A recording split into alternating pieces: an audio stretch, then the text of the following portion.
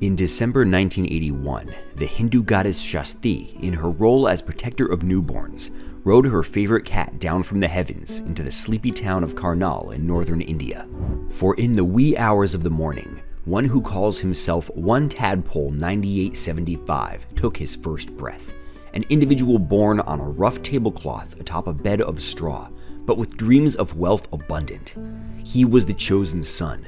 He would aim high and break his family's chains of poverty, or die trying. Fellow regards of WallStreetBets, let us indulge the lore of this brave amphibian, his starry-eyed hustle, his journey across oceans chasing dreams, and his final spectacular belly flop into the mud that is WallStreetBets. In his early years, the aspiring Tadpole spent much of his youth in a traditional Indian household. He listened to his mother's astrology readings, assessed the teachings of the Rig Veda, played barefoot soccer with his friends, and tended to livestock. But as he came of age, the young man went through reflection on his condition. It was the turn of the 21st century. He had seen the internet for the first time. His sleepy home of Karnal was rapidly developing into a local seat of power. And yet there he was, still shoveling grasses to feed unappreciative goats and sheep. Shakti had long since abandoned him to his own devices, and now the handsome Mr. Tadpole stood alone against the world. It was time to put the hood on his back. It was time to learn how to read. The Tadpole reached effective literacy with great speed, and remained a diligent worker in his craft while also engaging in higher education as an adult. And yet, after decades of schooling and hard work, the needle had barely moved. While sitting on a rooftop watching the sunset over Mumbai, Tadpole ultimately decided that his rise from the humble Karnal to the coastal city was simply not enough for his needs. He remained unmarried and childless, and was plagued in professional settings by his status as a child of the rural caste. India was simply not working out for him. If he was to attain wealth, he would need to look abroad. And what better place to get the bag than to join a train of H-1Bs to the highest GDP country in the world? In 2017, Mr. Tadpole chugged a glass of Gothi soda and started furiously searching for how to reach the US on an H-1B non-immigrant work visa. Our amphibious friend quickly discovered that he'd first needed an employer to sponsor him, and determined that he was adequately qualified to be a paper pusher at the largest of the Big Four accounting firms, Deloitte. He shot his shot and was denied, as the H-1B program could only take so many. So Tadpole tried again, palms sweaty, and waited. And waited. And finally, he was awarded a visa to go be an assistant coffee bitch at a Deloitte office in Indianapolis. Frogger was over the moon. His rise to wealth had officially begun, and when he got on a plane, he took one last look at his home country of India.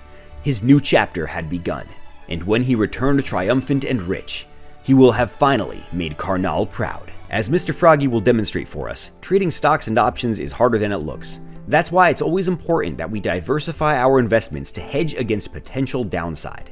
In addition to my regular investments, I add monthly to my holdings at ARC7, the sponsor of this video. Through ARC7, you can purchase publicly offered shares of LLCs that own individual properties, effectively a backdoor to becoming a landlord. In my own ARC7 portfolio, I own property in several cities and states across the US, and most recently picked up shares of a duplex in Seattle, which will combine long-term and short-term rental income for balanced dividends. With as little as $20, you can grab a slice of the real estate pie. And new users who deposit $3,000 will get a $150 bonus, a 5% boost.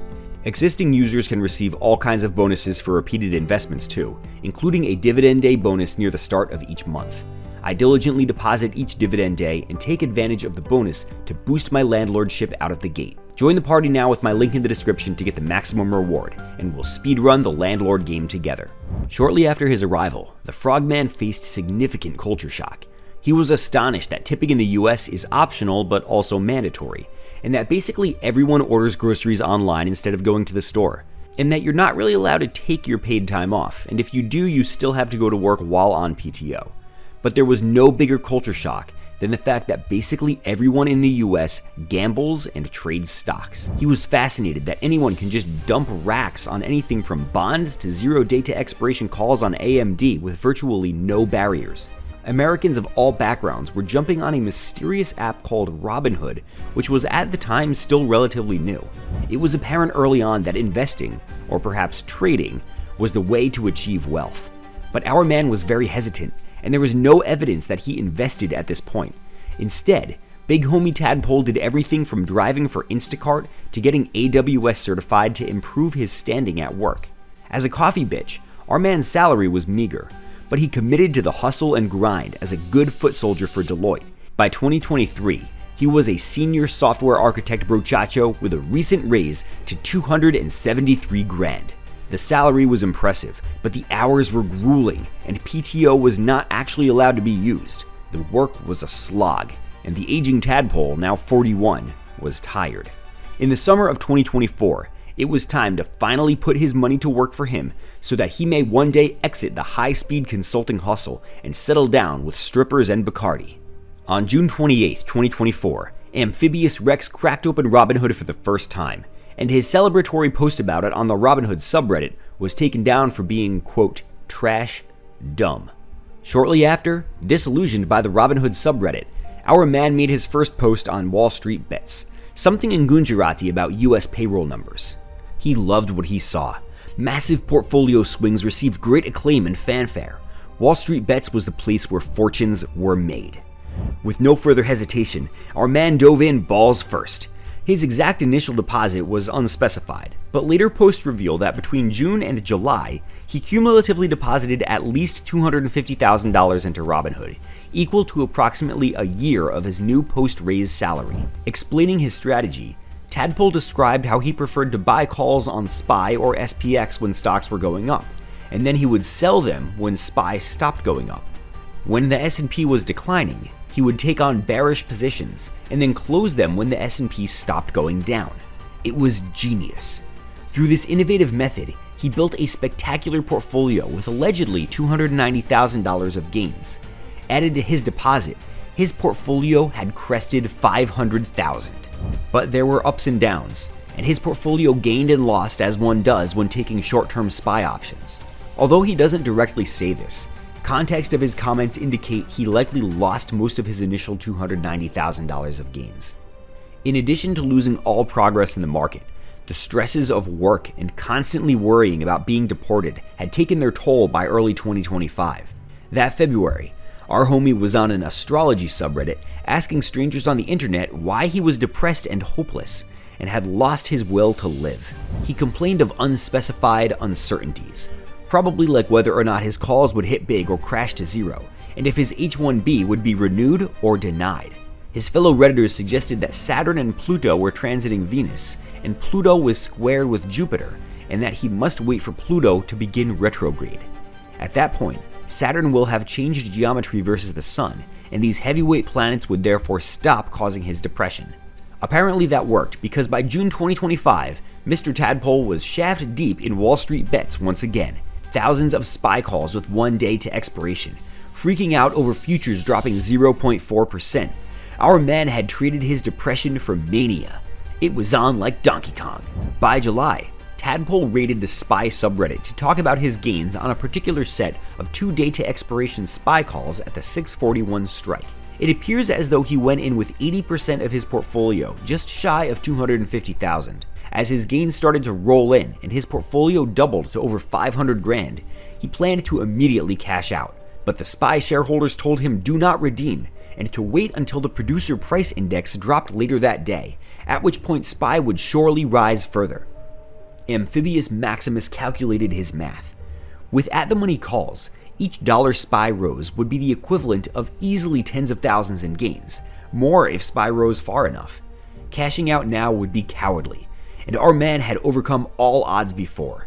He resolved to hold, and he did, until the bitter end, when the PPI data dropped and SPY took a shit.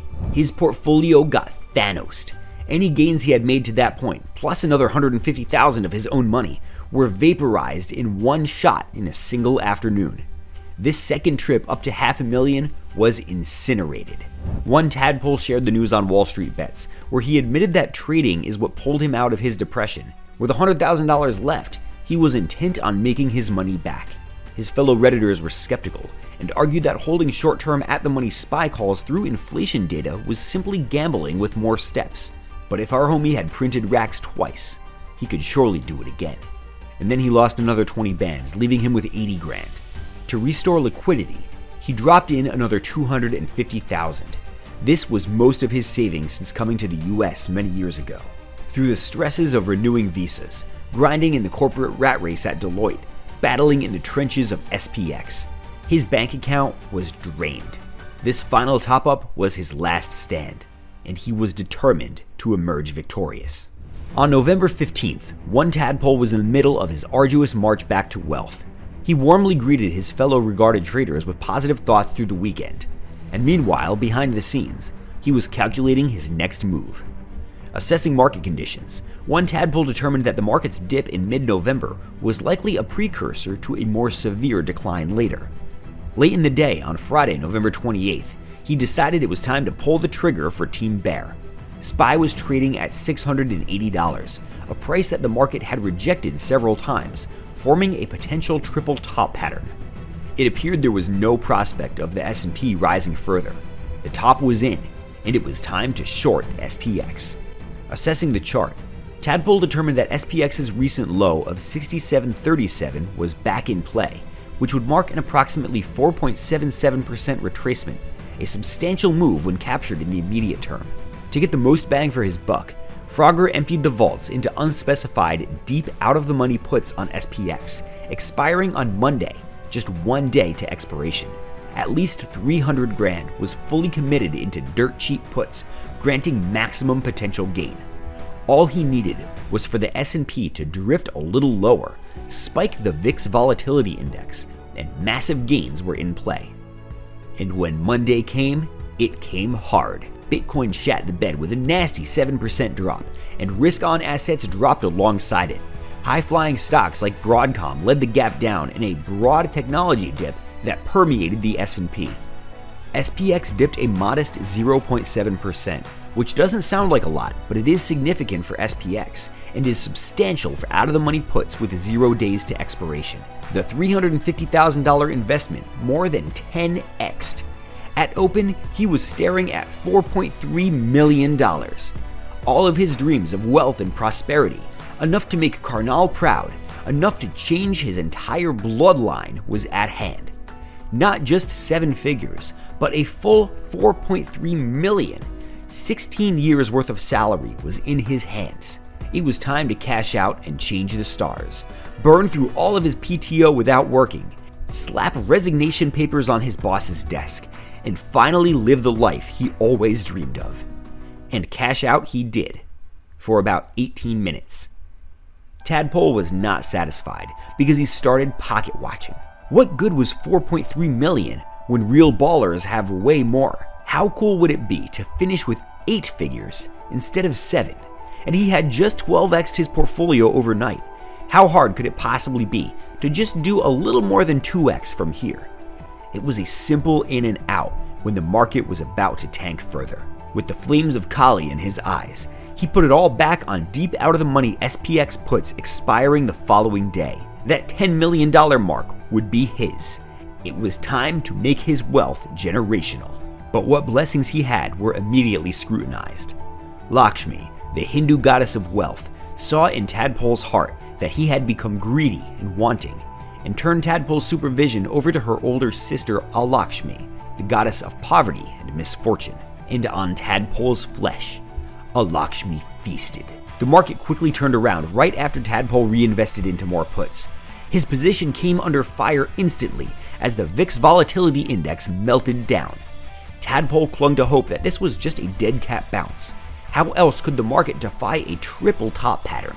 And with Mercury forming a near perfect triangle with the Sun and Uranus, the stars predicted a sharp turnaround once again as soon as Uranus broke out. And like clockwork, Uranus blew out indeed. As the market snapped back over the next trading day, Tad's deep out-of-the-money puts quickly turned into junk, barely worth being purchased by bullish hedgers. Just as quickly as his wealth grew to $4.3 million, it disappeared into mulch. His trash puts were down more than 95%. With what little he had left, he took one more shot with another unspecified position, but that too disappeared into dust. His money was gone. All of the gains, all of the money invested, incinerated in 24 hours of greed. With an account balance in the 2 digits, He withdrew to buy rice, beans, and Coca-Cola. Tadpole was numb and in shock. 16 years of income had disappeared in an instant. His fellow traders were dumbstruck. How could you not take at least some gains? But successful trading is a funny thing, as it lulls us into feeling invincible before getting cut down. Back at home, our man consulted fellow astrology enthusiasts as to how this could have happened. Sharing his personal information on the internet, fellow astrologers determined that his zodiac situation predicted a penchant for risky financial decisions, and that Neptune and Uranus in specific positions would amplify this effect. And as it turned out that these planets were transiting Sagittarius, this was the most likely time in which Tadpole would act impulsively. Allegedly, when the planets begin to transit Capricorn in June 2026, this will be the ideal time to make it all back. Tadpole was desperate. He said someone was planning on giving him some money, and the other astrologers agreed that the stars predicted this. This is where it just gets sad. Tadpole described how an unspecified multimillionaire, whose name is unknown to him, had reached out and was planning on covering his losses, recharging his balance, and teaching him to trade. He believed that God was blessing him with this assistance through the internet, and fellow Redditor Pluto Vision affirmed this possibility. But when Tadpole pressed about whether or not this stranger was going to deliver on the massive donation, even Pluto Vision balked, stating that there is some fog around how likely this actually was, and that Tadpole should prepare to not actually receive it. Our friend, in his fragile state, could not even entertain the possibility. He needed this $1 million donation from an internet stranger to happen, and I wouldn't be surprised if one Tadpole has since been scammed in some way. He'd be the perfect mark. No matter where he is now, he hasn't posted in a while. His last message is that he intends to retry an ascent to wealth in June 2026, when the stars and planets reach their astrological peak given his birth date. We may yet see our amphibious friend once again. One Tadpole, your ascent to the summit and immediate crash back into the dirt is a story that we shall never forget. Please accept the crown of regards and receive our utmost unpraise. May you wear it well. Who wants to be king? Thank you all for watching. Don't forget to join our free Discord where the action never stops. Drop me a sub if you want more dank trades, and I hope to see you next time.